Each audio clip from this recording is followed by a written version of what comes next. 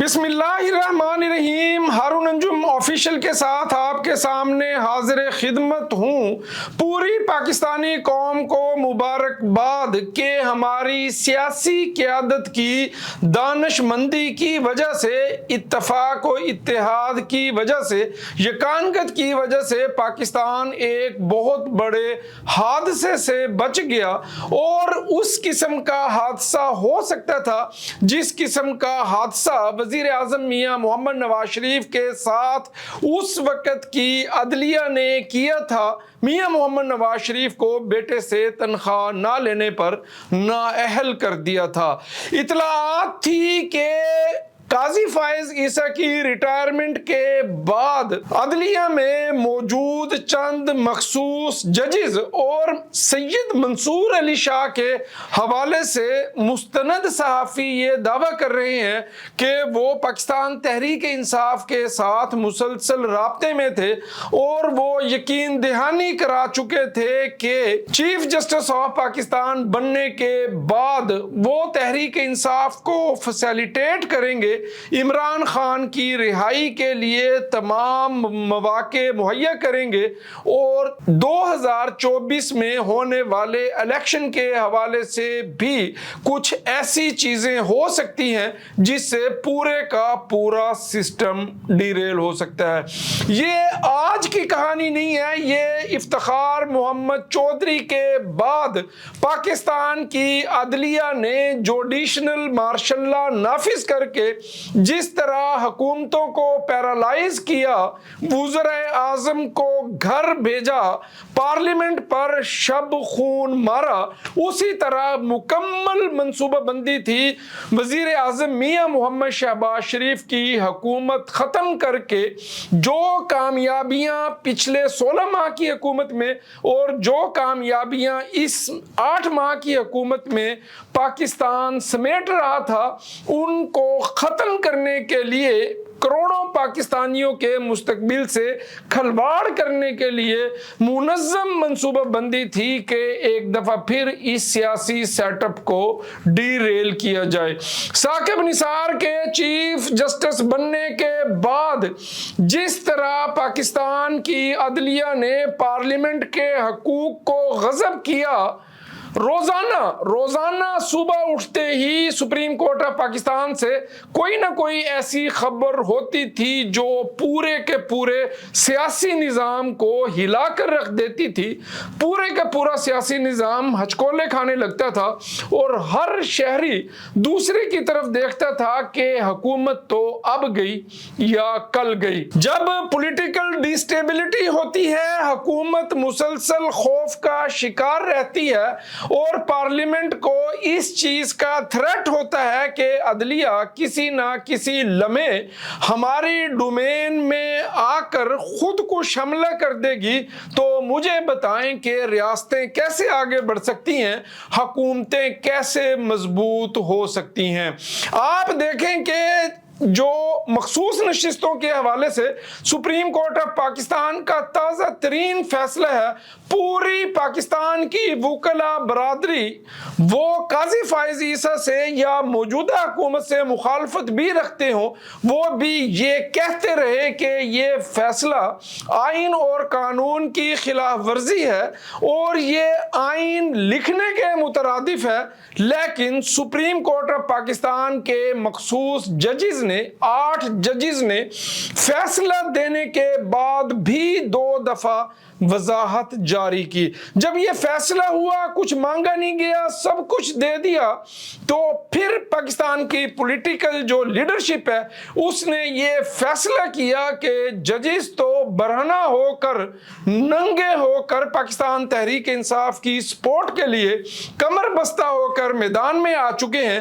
اگر قاضی فائز عیسیٰ جو آئین اور قانون پر عمل درآمد کرنے کے علمبردار ہیں، جو پارلیمنٹ پارلیمنٹ کے حقوق کو، پارلیمنٹ کی سپرمیسی کو تسلیم کرتے ہیں، 25 اکتوبر کو ان کے ریٹائرڈ ہونے کے بعد جو نئے سپریم کورٹ کے چیف جسٹس ہوں گے وہ تو پورے کا پورا نظام ہی لپیٹ دیں گے۔ تو سیاسی قیادت متحرک ہوئی۔ خراج تحسین پیش کرتا ہوں بلاول بھٹو زرداری کو، خراج تحسین پیش کرتا ہوں میں مولانا فضل الرحمان کی سیاسی بصیرت کو، ان کی برداشت کو، ان کی حکمت عملی کو، کہ جس طریقے سے انہوں نے اپنے سب سے بڑے سیاسی مخالف عمران خان اور تحریک انصاف جو سال ہر سال سے مولانا فضل الرحمان کو غلیظ القابات سے پکارنے میں مصروف تھی، مولانا فضل الرحمان نے اپنے دروازے ان کے لیے کھولے اور پھر ان کی دعوت پر ان کے پاس بھی گئے، اور مولانا فضل الرحمان بلاول بھٹو زرداری، وزیر اعظم میاں محمد شہباز شریف اور قائد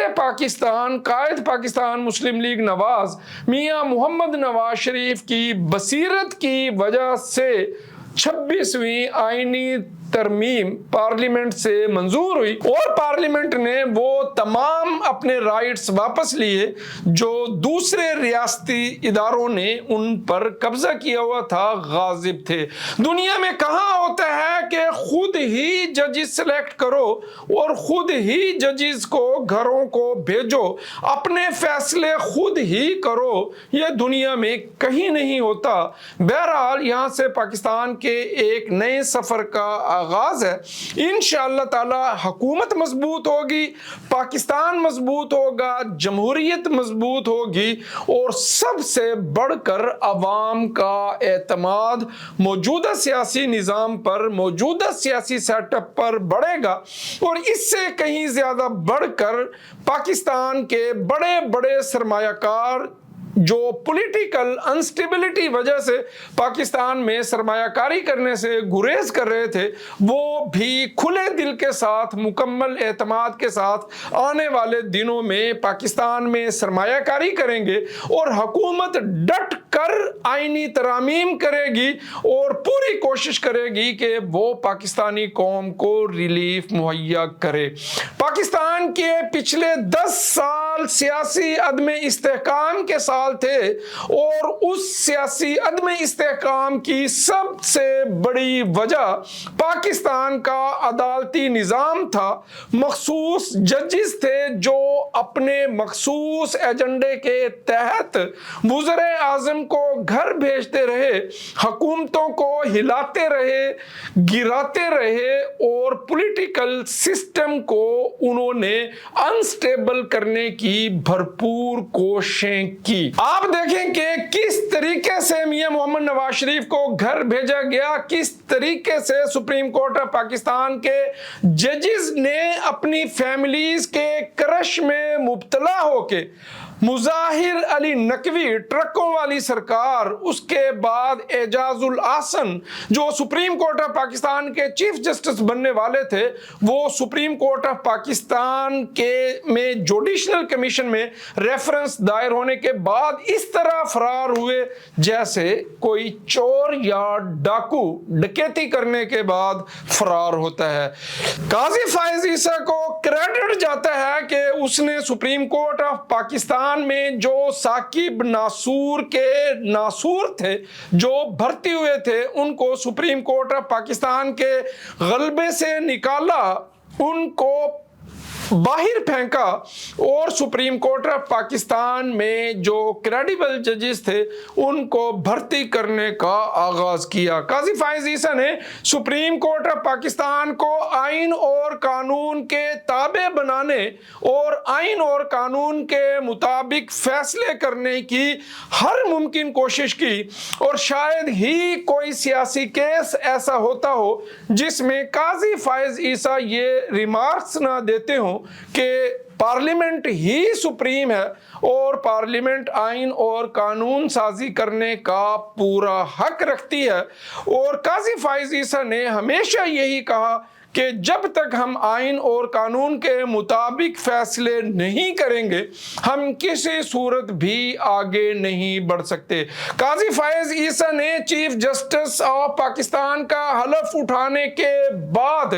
ان تمام مراعات کو لینے سے انکار کر دیا جو پاکستان کی پچھلی 70 سالہ تاریخ میں تمام چیف جسٹس صاحبان وہ مراعات حاصل کرتے رہے۔ قاضی فائز عیسیٰ نے سادگی اور عاجزی کی بڑی بڑی مثالیں قائم کی۔ ان کا پوری پاکستانی قوم پر احسان ہے کہ سپریم کورٹ آف پاکستان میں ہونے والے اہم ترین کیسز کی جو سماعت ہے انہوں نے پوری پاکستانی قوم کے سامنے براہ راست نشر کروائی اور انہوں نے پاکستانی قوم کو بتایا سپریم کورٹ آف پاکستان میں ہوتا کیا ہے، فیصلے کیا ہوتے ہیں۔ بہرحال قاضی فائز عیسیٰ کو خراج تحسین پیش کرتے ہیں۔ ان کا بطور چیف جسٹس آف پاکستان گزرا ہوا وقت، ان کا دور پاکستان کی عدالتی تاریخ میں ہمیشہ یاد رکھا جائے گا۔ تحریک انصاف کے یوٹیوبر، یوتھرز، سوشل میڈیا ایکٹیوسٹ پچھلے 4 مہینے سے پروپیگنڈا کرنے میں مصروف تھے کہ قاضی فائز عیسیٰ ایکسٹینشن چاہتے ہیں۔ وہ اپنی ایکسٹینشن کے لیے حکومت کو آئینی ترامیم لانے پر کنونس کر رہے ہیں اور حکومت پر یہ الزام عائد کرتے تھے کہ یہ آئینی ترمیم صرف اور صرف قاضی فائز عیسیٰ کو ایکسٹینشن دینے کے لیے لائی جا رہی ہے۔ لیکن کل وفاقی وزیر قانون اعظم نذیر تارڑ نے پارلیمان کے دونوں ایوانوں میں پوری پاکستانی قوم کو کھڑے ہو کر بتایا کہ میں 3 دفعہ میری قاضی فائز عیسیٰ سے ملاقات ہوئی اور تینوں دفعہ انہوں نے کہا کہ میں کسی بھی قسم کی ایکسٹینشن میں مدت ملازمت میں توسیع نہیں چاہتا، میں اس قسم کی کوئی خواہش نہیں رکھتا۔ لیکن تحریک انصاف نے حد کر دی۔ قاضی فائز عیسیٰ کی کردار کشی کی، ان کو گالیاں دینے کی، ان پر لعنتیں بھیجنے کی، ان کو غلیظ قرار دینے کی، ان کی فیملی پر مسلسل اٹیک کرنے کی اور مسلسل سوشل میڈیا ٹرینڈز بنائے جاتے اور مخصوص یوٹیوبرز ان کے خلاف یوٹیوب پر پروگرام کرتے اور ان کی کردار کشی کرتے۔ لیکن وقت نے ثابت کیا ہے کہ قاضی فائز عیسیٰ اس قسم کی کوئی خواہش نہیں رکھتے تھے اور نہ ہی 26ویں آئینی ترمیم کا قاضی فائز عیسیٰ کی ایکسٹینشن سے یا ان کا چیف جسٹس آف پاکستان رہنے سے کوئی تعلق نہیں تھا۔ آئینی ترامیم کے دوران تحریک انصاف کی سوشل میڈیا بریگیڈ نے یوٹیوبرز نے ثابت کیا ہے کہ وہ قاضی فائز عیسیٰ کو تو کیا، وہ تو اپنے سینیٹرز کو، اپنے اراکین قومی اسمبلی کو،